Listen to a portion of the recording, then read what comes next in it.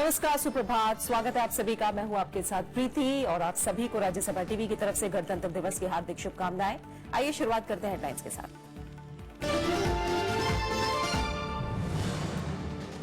देश भर में 68वें गणतंत्र दिवस का जश्न। अबू धाबी के क्राउन प्रिंस शेख मोहम्मद बिन जायद अल नाहयान होंगे मुख्य अतिथि। दुनिया देखेगी भारत की सैन्य शक्ति। देश भर में सुरक्षा के पुख्ता इंतजाम।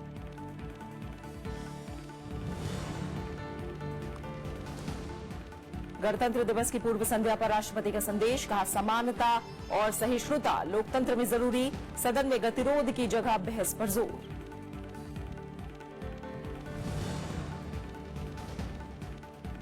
चुनावी राज्यों में उम्मीदवारों को 24,000 की जगह 2 लाख रुपए निकालने की हो इजाजत। चुनाव आयोग की आरबीआई को चिट्ठी। 11 मार्च तक अनुमति देने का अनुरोध।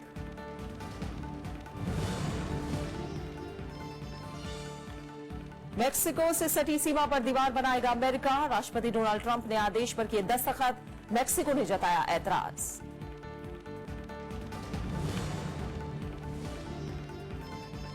और भारत और इंग्लैंड के बीच T20 सीरीज का पहला मैच आज। कानपुर के ग्रीन पार्क स्टेडियम में भिड़ेंगी दोनों टीमें। बोपन्ना ग्रैबियल को हराकर ऑस्ट्रेलियन ओपन के सेमीफाइनल में सानिया डोलिक की जोड़ी।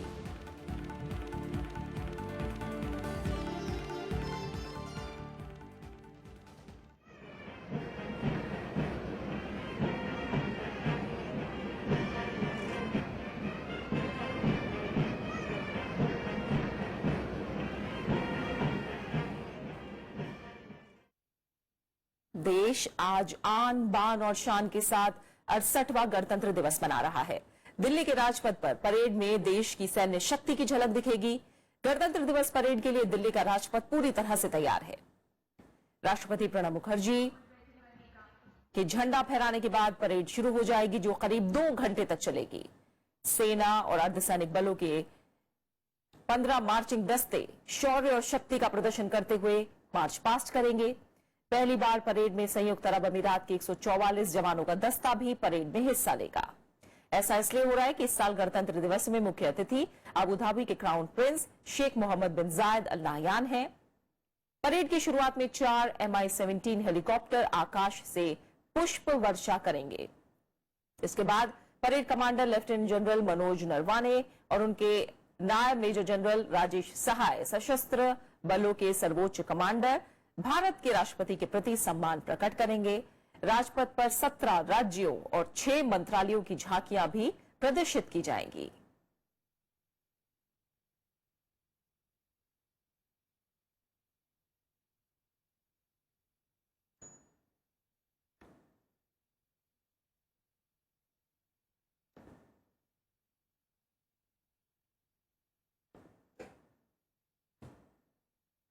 गणतंत्र दिवस के मौके पर सुरक्षा के मद्देनजर राष्ट्रीय राजधानी दिल्ली समेत देश भर में सुरक्षा के कड़े इंतजाम किए गए हैं। संवेदनशील क्षेत्रों सहित चप्पे चप्पे पर सुरक्षा बल तैनात हैं। सुरक्षा एजेंसियों की हर कोने पर पैनी नजर है। सुरक्षा और खुफिया एजेंसियों को अलर्ट कर दिया गया है। राजधानी दिल्ली के कई इलाकों को विशेष सुरक्षा दायरे में लाया गया है।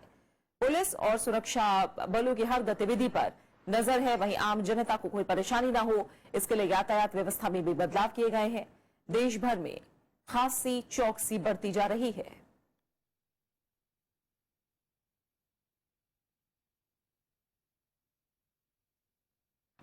और अब बात राष्ट्रपति के अभिभाषण की।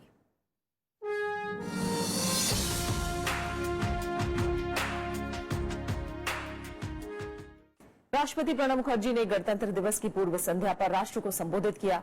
इस मौके पर उन्होंने देश की मौजूदा चुनौतियों और उपलब्धियों के बारे में बात की। उन्होंने संसद और विधानसभाओं में गतिरोध पर चिंता जताई। साथ ही भारतीय लोकतंत्र के विकास के लिए समानता और आपसी भाईचारे की अहमियत का जिक्र किया। राष्ट्रपति ने यह भी कहा कि नोटबंदी के फैसले से अर्थव्यवस्था में पारदर्शिता बढ़ेगी। 68वें गणतंत्र दिवस की पूर्व संध्या पर राष्ट्र के नाम संबोधन में राष्ट्रपति प्रणब मुखर्जी ने अर्थव्यवस्था की मौजूदा स्थिति के साथ अमन और शांति की बातें की। उन्होंने भारतीय लोकतंत्र के मौजूदा संकटों के प्रति आगाह भी कराया। राष्ट्रपति ने संसद और विधानसभाओं में गतिरोध पर चिंता जताई। Our legislatures lose sessions to disruptions when they should be debating and legislating on issues of importance. Collective efforts must be made to bring the focus back to debate, discussion and decision making. राष्ट्रपति ने कहा कि भारतीय परंपरा में असहिष्णुता की जगह नहीं है और हमारे लोकतंत्र के विकास के लिए समानता और आपसी भाईचारे की बड़ी अहमियत है। Our tradition has always celebrated the argumentative Indian, not the intolerant Indian. Multiple views, thoughts and philosophies have competed with each other peacefully for centuries in our country.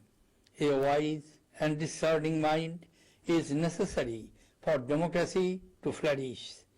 More than the unison of ideas, a healthy democracy calls for conformity to the values of tolerance, patience and respect for others. राष्ट्रपति ने कहा कि वैश्विक चुनौतियों के बावजूद भारतीय अर्थव्यवस्था अच्छा प्रदर्शन कर रही है। उन्होंने कहा कि काले धन से लड़ने के लिए लागू की गई नोटबंदी का अच्छा असर होगा और डिजिटल भुगतान से भ्रष्टाचार पर लगाम लगेगी।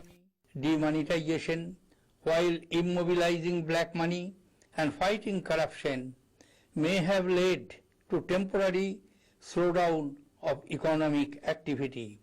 As more and more transactions become cashless, it will improve the transparency of the economy. The Digital India program is creating a knowledge economy through universal provision of digital infrastructures and platforms for cashless economic transactions. राष्ट्रपति ने कहा कि इस मौके पर हमें अपनी कमियों को पहचानना चाहिए। उन्होंने ग्रामीण इलाकों में ज्यादा सुविधाएं मुहैया कराने और खेती को और बढ़ावा देने पर भी जोर दिया ताकि ग्रामीण भारत का जीवन स्तर बेहतर किया जा सके। Bureau report, Rajya Sabha TV. Delhi के मुख्यमंत्री अरविंद केजरीवाल ने कहा है कि उनकी सरकार शिक्षा और स्वास्थ्य के क्षेत्रों में खास ध्यान दे रही है। गणतंत्र दिवस समारोह में उन्होंने कहा कि राज्य सरकार दूसरे क्षेत्रों को पूरी तरजीह दे रही है। दिल्ली के छत्रसाल स्टेडियम में आयोजित गणतंत्र दिवस समारोह में मुख्यमंत्री अरविंद केजरीवाल शामिल हुए। इस मौके पर उन्होंने कहा कि शिक्षा और स्वास्थ्य उनकी सरकार की प्राथमिकता है। इसके लिए सरकारी स्कूलों के स्तर में सुधार किया जा रहा है। केजरीवाल ने कहा कि सरकार करीब 122 पॉलीक्लिनिक खोलेगी। आपको छोटी छोटी बीमारियों के लिए ऑल इंडिया मेडिकल और बड़े बड़े अस्पतालों में जाने की जरूरत नहीं पड़ेगी। उसके ऊपर पॉलीक्लिनिक बनाए, 122 पॉलीक्लिनिक बनेंगे पूरी दिल्ली के अंदर। पॉलीक्लिनिक में आपको 8 किस्म के स्पेशलिस्ट मिलते हैं। इससे पहले मुख्यमंत्री अरविंद केजरीवाल ने तिरंगा फहराया। इस मौके पर स्कूली बच्चों ने सांस्कृतिक कार्यक्रम पेश किए।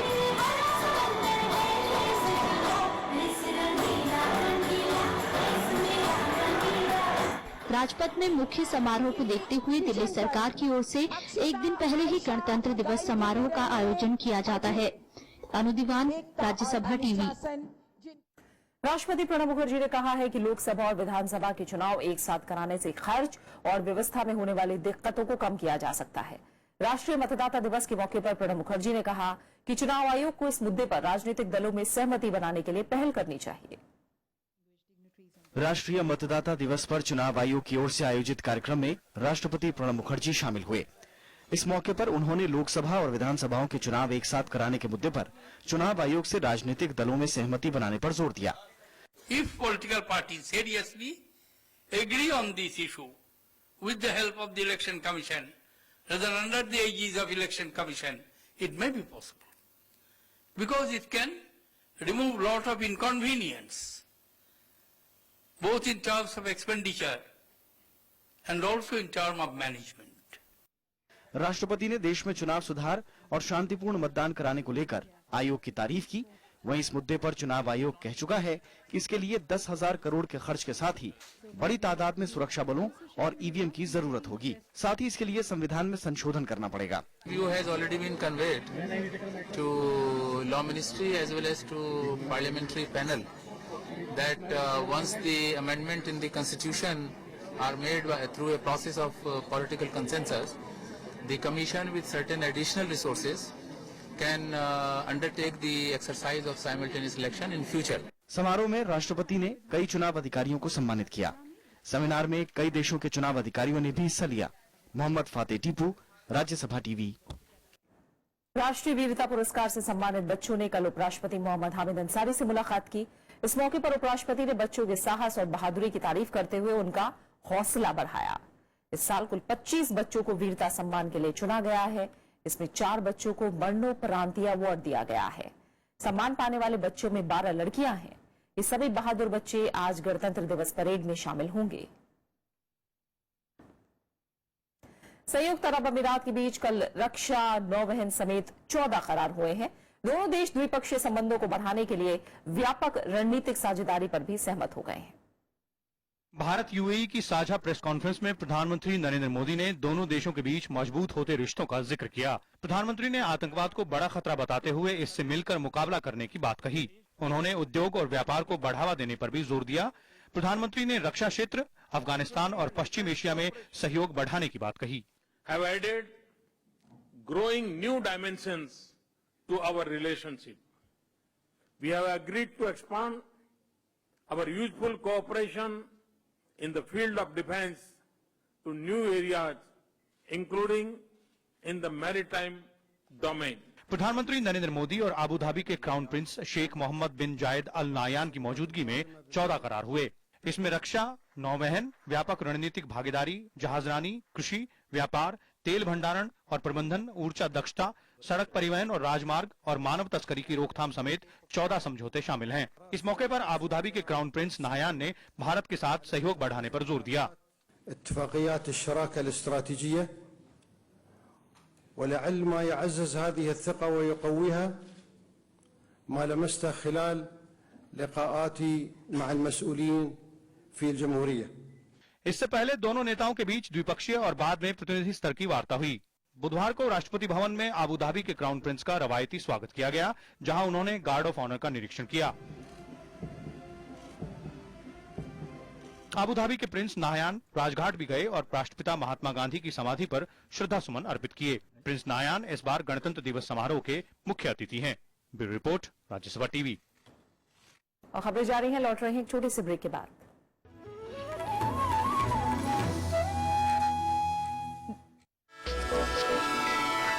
ਅੱਖੀਆਂ ਦੀ ਲਾਲੀ ਪਈ ਦੱਸਦੀ ਏ ਰੋਏ ਤੁਸੀਂ ਵੀ ਹੋ रोए ਅਸੀਂ दिल्ली आया, कोई नौकरी वोकरी नहीं, कोई काम नहीं था, जेब में पैसा एक नहीं। गाँव में है रक्स उम्र, देखिए कहाँ थमे, मेरे हाथ में ना लगाम है ना मेरे पैर हैं रकाब के अंदर, कहाँ रुकेगी कुछ मालूम। बेबाक बात, सीधी मुलाकात, इस बार खुशवंत सिंह के साथ। देखिए उनकी नजर उनका शहर, सिर्फ राज्यसभा टीवी पर।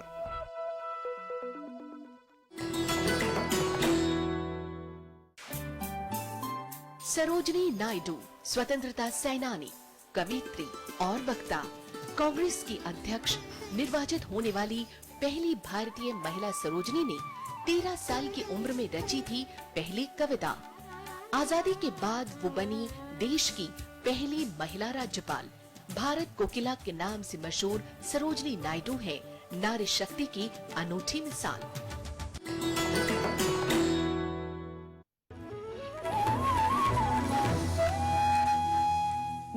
ब्रेक के बाद आपका स्वागत है। चुनाव आयोग ने आरबीआई को उम्मीदवारों को एक हफ्ते में 24,000 रुपए की बजाय 2 लाख रुपए निकालने की छूट देने को कहा है। आयोग ने आरबीआई गवर्नर उर्जित पटेल को लिखी चिट्ठी में बताया कि नोटबंदी के बाद नकद निकासी की मौजूदा सीमा के चलते उम्मीदवारों को चुनाव खर्च पूरा करने में परेशानियां आ रही हैं।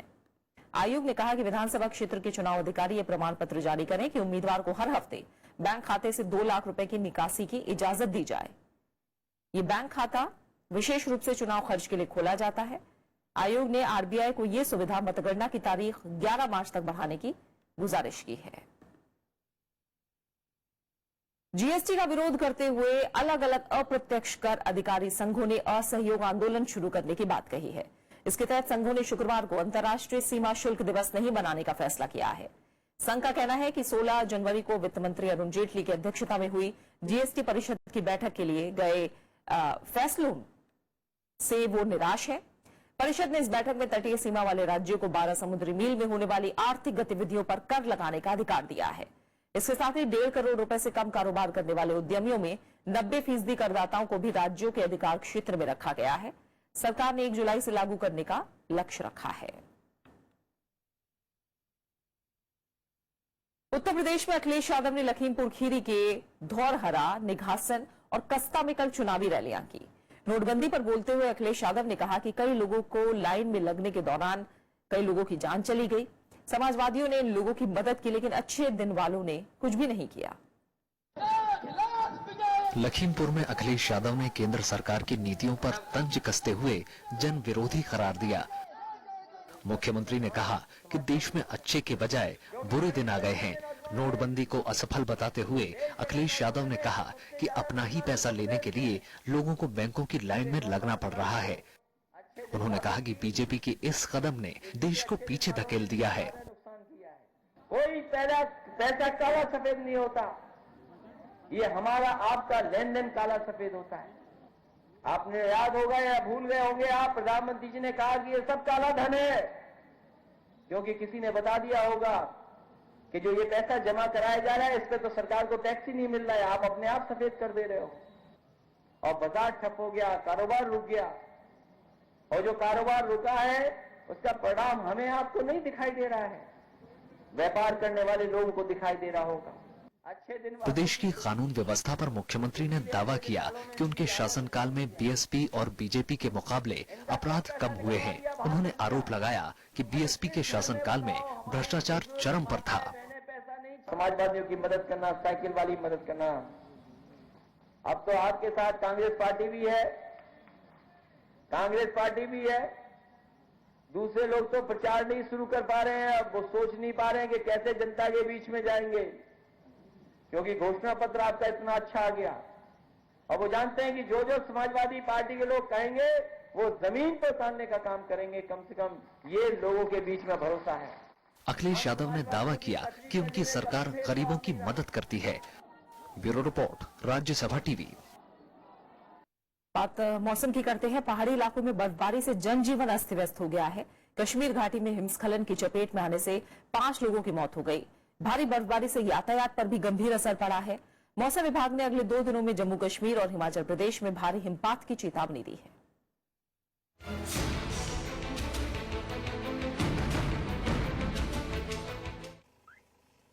घाटी में भारी बर्फबारी से आम जनजीवन पर खासा असर पड़ा है। बर्फबारी के बाद हिमस्खलन के खतरे को देखते हुए प्रशासन ने अलर्ट जारी किया है। लोगों को सावधानी बरतने की सलाह दी गई है। बुधवार को बर्फबारी के बाद हिमस्खलन की कई घटनाएं हुई। नियंत्रण रेखा के करीब गुरेज सेक्टर में हिमस्खलन से एक ही परिवार के 4 लोगों की मौत हो गई। वहीं गांदरबल के सोनमर्ग में एक आर्मी कैंप के हिमस्खलन की चपेट में आने से एक सैन्य अधिकारी की मौत की खबर है। हालांकि 8 जवानों को बचा लिया गया। मौसम विभाग ने जम्मू कश्मीर, हिमाचल प्रदेश और उत्तराखंड में अगले 2 दिनों में भारी हिमपात की आशंका जताई है। अभी एक एक्टिव वेस्टर्न डिस्टर्बेंस फिलहाल भी इफेक्ट वो कंटिन्यू है, जिससे पहाड़ों में और नॉर्थ वेस्ट इंडिया में अगले 2 से 3 दिन डिस्टर्ब वेदर रहेगा। अगर मैं वार्निंग की बात करूं तो जम्मू कश्मीर, हिमाचल प्रदेश में अगले 2 दिन कुछ जगह में भारी हिमपात और कुछ जगह में भारी से बहुत भारी हिमपात होने की अभी भी संभावना। जम्मू कश्मीर और हिमाचल प्रदेश के कई इलाकों में ताजा बर्फबारी से यातायात बाधित है। श्रीनगर हवाई अड्डे पर उड़ानों पर असर पड़ा है। वहीं बनिहाल में श्रीनगर जम्मू राष्ट्रीय राजमार्ग बंद है। उधमपुर में सड़क यातायात बाधित होने से ट्रकों की कई किलोमीटर लंबी कतारें लग गई हैं। खाने पीने की बहुत परेशानी है, पैसे नहीं है पास में, उतने पैसे थे कि जो श्रीनगर में पहुंच जाएंगे। 4 दिन से खड़े हो गए हैं, कैसे हमारा काम चलेगा, ये बहुत हमें दिक्कत आ रही है। पहाड़ी इलाकों में लगातार हो रही बर्फबारी से मैदानी इलाकों की भी मुश्किलें बढ़ गई हैं। मौसम विभाग ने पंजाब और हरियाणा के कई इलाकों में भारी बारिश और तूफान की आशंका जताई है। Bureau report, Rajya Sabha TV. केंद्र सरकार ने पद्म पुरस्कारों का ऐलान कर दिया है। इस साल कला, साहित्य, खेल समेत विभिन्न क्षेत्रों में ये पद्म पुरस्कार दिए जाएंगे। इस साल राजनेता शरद पवार और मुरली मनोहर जोशी को पद्म विभूषण के लिए चुना गया है। साथ ही सुंदरलाल पटवा और पीए संगमा को मरणोपरांत पद्म विभूषण से सम्मानित किया जाएगा। इसके अलावा गायक केजी येसुदास, सदगुरु जग्गी वासुदेव और उदीपी रामचंद्र राव को पद्म विभूषण दिया जाएगा। सरकार ने 7 जानी मानी हस्तियों को पद्म भूषण से भी सम्मानित करने का फैसला किया है। इनमें संगीतकार विश्व मोहन भट्ट, साहित्यकार देवी प्रसाद द्विवेदी, चिकित्सक टी उडवाडिया शामिल हैं। इसके अलावा योग गुरु निरंजन नंदा सरस्वती, राजकुमारी महाचक्री सिनिंद होन और पत्रकार रामास्वामी को पद्म भूषण से सम्मानित किया जाएगा। सरकार ने इस साल विभिन्न क्षेत्रों की 75 मशहूर हस्तियों को पद्मश्री से नवाजने का भी फैसला किया है। इसमें पूर्व विदेश सचिव कंवल सिब्बल, साहित्यकार नरेंद्र कोहली, पत्रकार भावना सोमैया शामिल हैं। इसके अलावा गायक अनुराधा पौडवाल, कैलाश खेर के अलावा क्रिकेटर विराट कोहली, महिला पहलवान साक्षी मलिक, जिम्नास्ट दीपा कर्माकर को पद्मश्री से सम्मानित किया जाएगा। इसी साल मार्च या अप्रैल के महीने में राष्ट्रपति भवन में होने वाले एक समारोह में इस सम्मान से नवाजा जाएगा। Bureau report, Rajya Sabha TV. भ्रष्टाचार के मामले में भारत की स्थिति में थोड़ा सुधार हुआ है। ट्रांसपेरेंसी इंटरनेशनल की ओर से जारी सूची में भारत को 79वां स्थान मिला है। 2015 में भारत 76वें स्थान पर था। सूची के मुताबिक न्यूजीलैंड और डेनमार्क सबसे कम भ्रष्टाचार के साथ पहले स्थान पर हैं, जबकि फिनलैंड दूसरे स्थान पर है। सूची में पाकिस्तान 116वें स्थान पर, जबकि ब्राजील, चीन और भारत संयुक्त रूप से 79वें स्थान पर है। ब्रिटेन इस सूची में 10वें और अमेरिका 18वें पायदान पर है।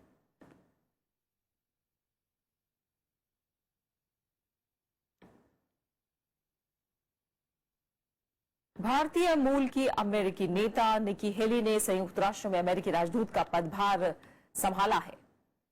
कल वॉशिंगटन में उपराष्ट्रपति माइक पेंस ने उन्हें शपथ दिलाई। इससे पहले मंगलवार को अमेरिकी संसद ने सर्वसम्मति से उनके नाम पर मुहर लगा दी थी। 45 साल की हेली अमेरिका में किसी भी राष्ट्रपति के कार्यकाल में किसी कैबिनेट स्तर का दर्जा पाने वाली पहली भारतीय अमेरिकी है।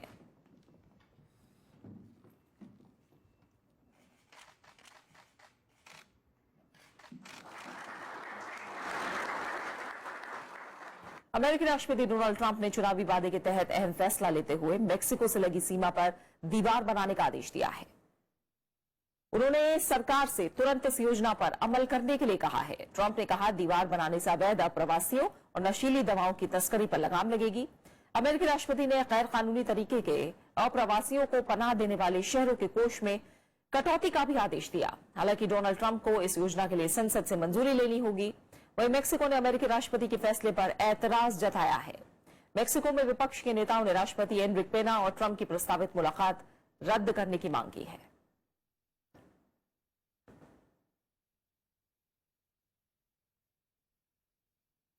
और बात क्रिकेट की करेंगे। भारत और इंग्लैंड के बीच आज कानपुर में 3 T20 मैचों की सीरीज का पहला मैच खेला जाएगा। टीम इंडिया का इरादा जहां इस मैच को जीतकर सीरीज में शानदार शुरुआत का होगा, वहीं इंग्लैंड आखिरी वनडे में मिली जीत के बाद मिली लय को बरकरार रखना चाहेगी। भारतीय टीम में सुरेश रैना और आशीष नेहरा ने टीम में वापसी की है। युवा बल्लेबाज ऋषभ पंत को भी T20 में पहला मौका मिल सकता है। वहीं फॉर्म में चल रहे विराट कोहली, युवराज सिंह और महेंद्र सिंह धोनी पर भी सबकी निगाहें होंगी। आर अश्विन और जडेजा की गैर मौजूदगी में अमित मिश्रा और परवेज रसूल को मौका मिल सकता है। इंग्लैंड की टीम में जो रूट ने वापसी की है।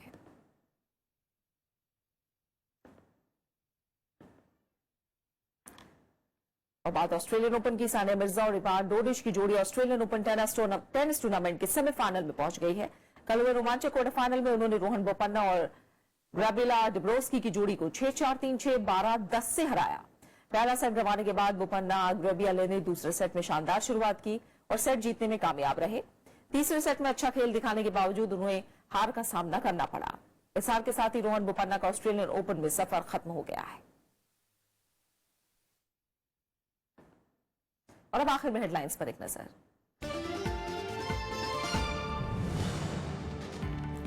देश भर में 68वें गणतंत्र दिवस का जश्न। अबू धाबी के क्राउन प्रिंस शेख मोहम्मद बिन जायद अल नाहयान होंगे मुख्य अतिथि।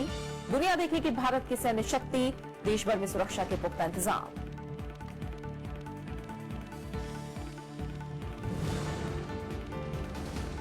गणतंत्र दिवस की पूर्व संध्या पर राष्ट्रपति का संदेश का समानता और सहिष्णुता लोकतंत्र में जरूरी, सदन में गतिरोध की जगह बहस पर जोर।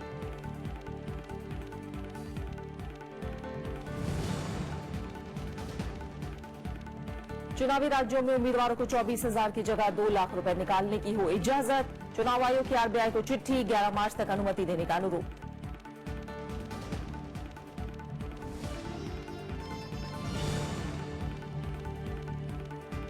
मैक्सिको से सटी सीमा पर दीवार बनाएगा अमेरिका। राष्ट्रपति डोनाल्ड ट्रंप ने आदेश पर किए दस्तखत। मैक्सिको ने जताया ऐतराज।